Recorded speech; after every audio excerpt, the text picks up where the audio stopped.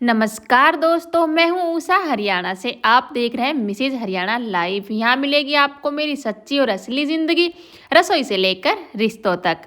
कैसे हो आप सब? उम्मीद करती हूँ आप मस्त होंगे, स्वस्थ होंगे और व्यस्त होंगे, क्योंकि जो व्यस्त है वही तो स्वस्थ है। तो दोस्तों, हो चुकी है एक प्यारे से ब्लॉग की और एक ठंडी सी सुबह की शुरुआत। आज ठंड बाकी दिनों से बहुत ज़्यादा है, या फिर कहें कि आज ठंड का कहर है। कड़कड़ाती हुई ठंड आज है और धुंध बहुत ज़्यादा है, वो मैं आपको दिखाऊंगी आगे।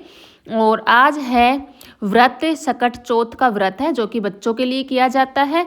तो आप सभी बहनों को सकट चौथ व्रत की हार्दिक शुभकामनाएं।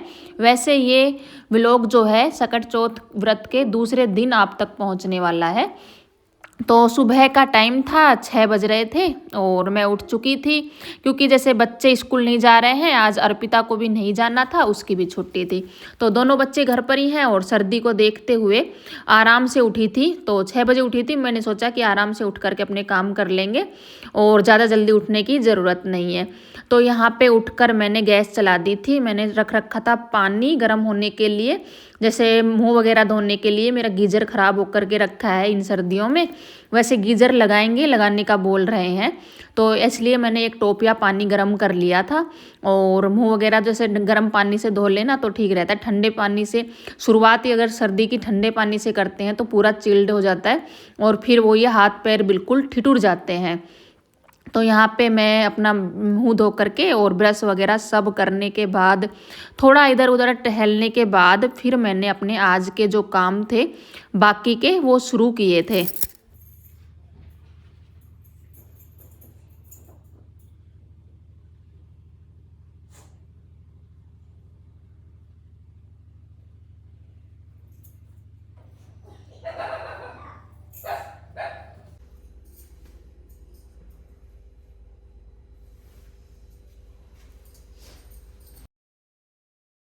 धुंध की अगर बात करें ना, तो सुबह में जब मैं उठी थी ना, तब तो मौसम साफ साफ नज़र आ रहा था।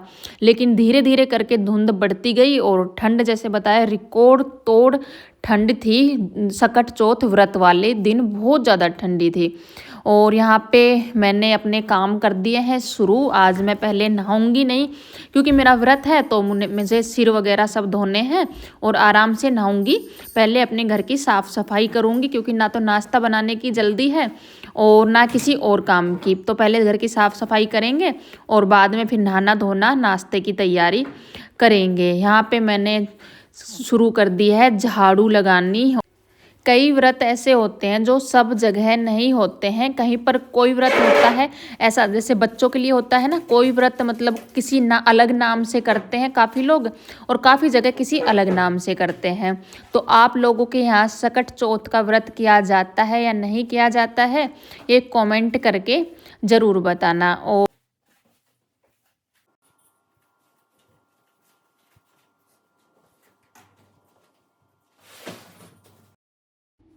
बच्चे अभी सो रहे हैं, लेकिन मैंने धीरे धीरे उनके रूम में से भी मोटी मोटी झाड़ू निकाल ही ली थी। उस रूम में से दोबारा झाड़ू निकालनी पड़ेगी जब बेडशीट वगैरह झड़काई जाएंगी ना, तब एक बार फिर से। तो अंदर से झाड़ू लगाती हुई मैं आ गई थी बाहर।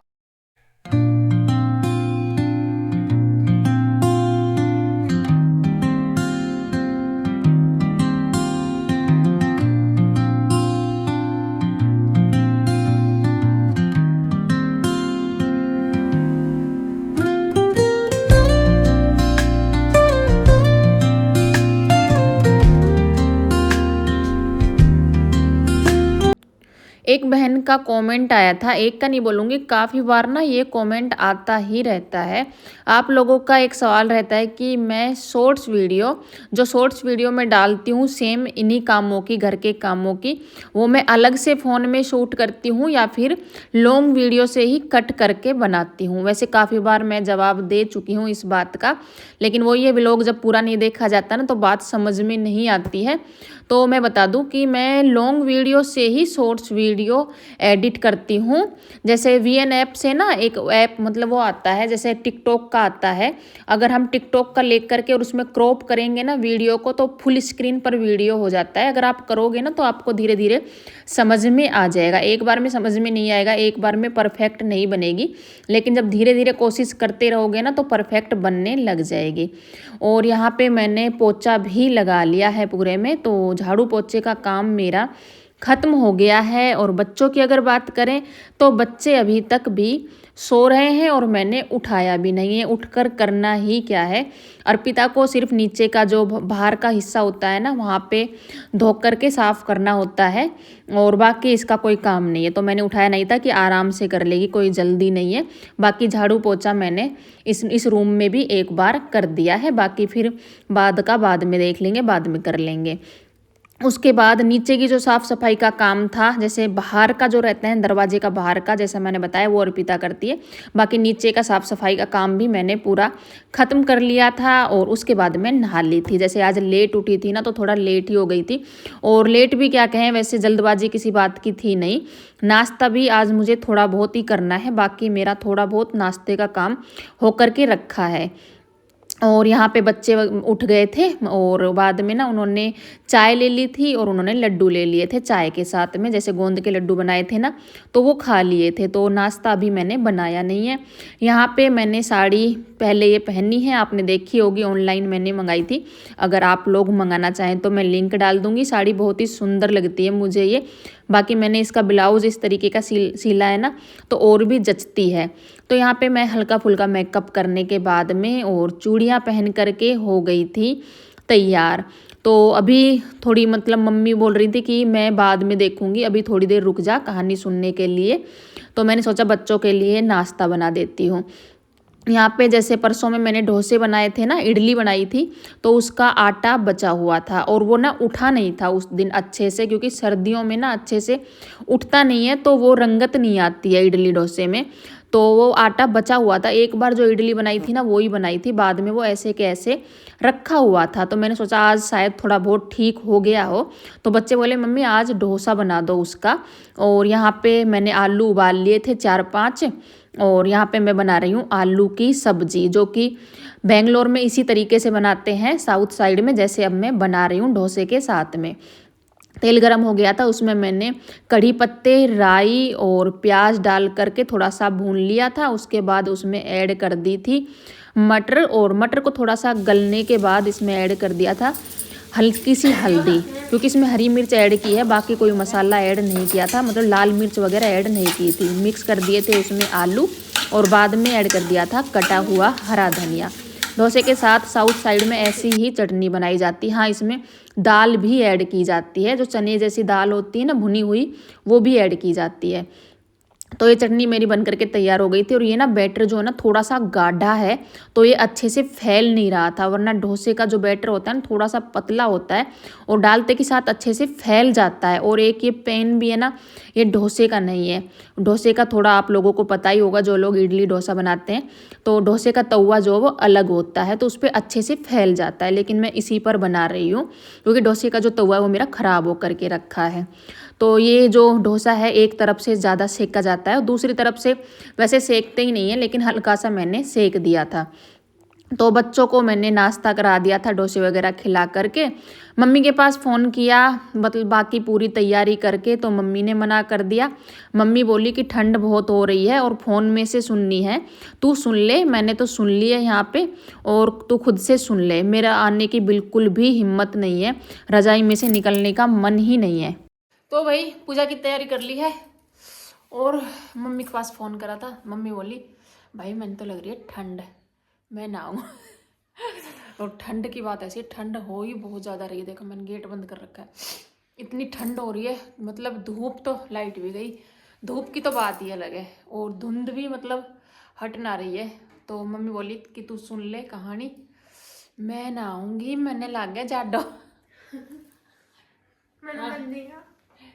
लोग बाग तो भाई नहाए तो भाई अकेली सुननी पड़ेगी कहानी।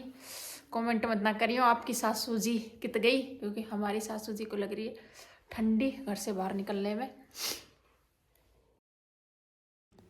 मैं कहानी सुनने के लिए मतलब तैयार ही थी, तभी मम्मी फिर आ गई, पता नहीं सोच समझ करके। मम्मी ने सोचा होगा कि लो जा करके थोड़ा कष्ट कर लेती हूँ, सुना देती हूँ कहानी। तो मम्मी आ गई थी और हमने शुरू कर दी थी कहानी सुननी।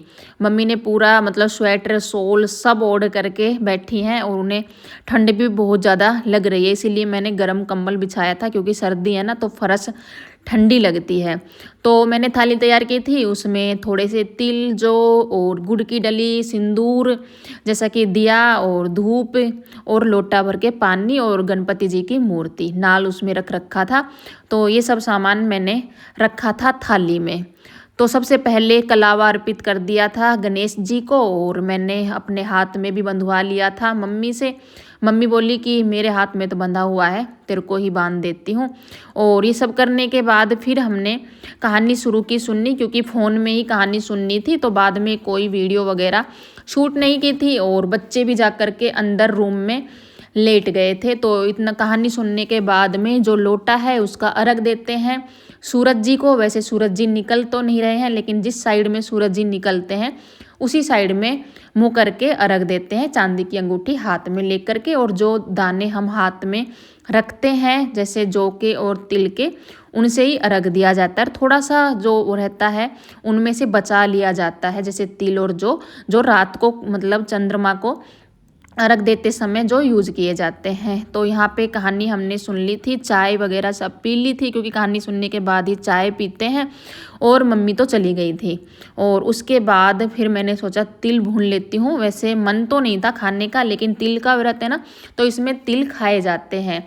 वैसे तिल काफ़ी दिन हो गए जब मैंने 1 किलो मंगाए थे, लेकिन उसमें से ना बच्चों ने काफ़ी तिल ख़त्म कर दिए थे। अर्पिता ने गज्जक बना बना के उनकी खा ली थी, तो उनमें से थोड़े से तिल बचे हुए थे। फिर मैंने यही सोचा तिल कुटनी वाले दिन भी खानी है और अब भी खानी है, तो किसी तरीके पे से भी खाए जाएँ, लेकिन खा ले बच्चे। तो उनमें से थोड़े से तिल बचे हुए थे, आपने नोटिस किया होगा 2 कलर के तिल थे। और आज मैंने फिर यहाँ से साइड की दुकान से ही मंगाए थे, गाँव में से ही। वो वाले तिल थे जो बिल्कुल सफ़ेद रंग के होते हैं ना, वो वाले थे। और बाकी जो पहले लिए थे वो वैसे होते हैं जो लाल लाल तिल रहते हैं ना, वो वाले थे। ये गुड़ है जो हमारे जिया जी गए थे कहीं घूमने के लिए, जगह तो मुझे ढंग से याद नहीं है कि वो कहाँ पर घूमने गए थे, लेकिन वहाँ से ये गुड़ लेकर के वो आए थे, जिसमें मूंगफली है और एक चीज़ और है, इसमें क्या है मुझे याद नहीं आ रही है, लेकिन और बहुत ही स्वादिष्ट गुड़ था ये। तो मैंने सोचा कि यही ऐड करते हैं, तो उसको छोटा छोटा मैंने कट कर लिया था। और यहाँ पे तिल को मैंने भून लिया था और इसमें ऐड कर दिया है गुड़। और इसको अब मैं हल्का सा मोटा मोटा सा पीस लूँगी मिक्सी में। तो इसके बाद थोड़े से तिल खा लेंगे और बाद में फिर खाना बनाएंगे रात को। रात को फिर अगर चंदा मामा टाइम पर निकलेगा तो, वैसे लगता नहीं है कि टाइम पर निकलेंगे, तो देखते हैं रात को देखेंगे क्या करना है। तो भाई आज का व्लॉग ये यहीं पर मैं समाप्त करूँगी। आपके यहाँ सकट चौथ का व्रत किस तरीके से किया जाता है ये कमेंट करके ज़रूर बताना। अगर आप चैनल पर नए हो तो चैनल को सब्सक्राइब कर लेना। तो मिलते हैं कल एक नए व्लॉग में एक नई उम्मीद और नई उमंग के साथ। तब तक अपने और अपने परिवार का रखिए ख्याल। आप सभी को मेरी तरफ से प्यार भरी राम राम।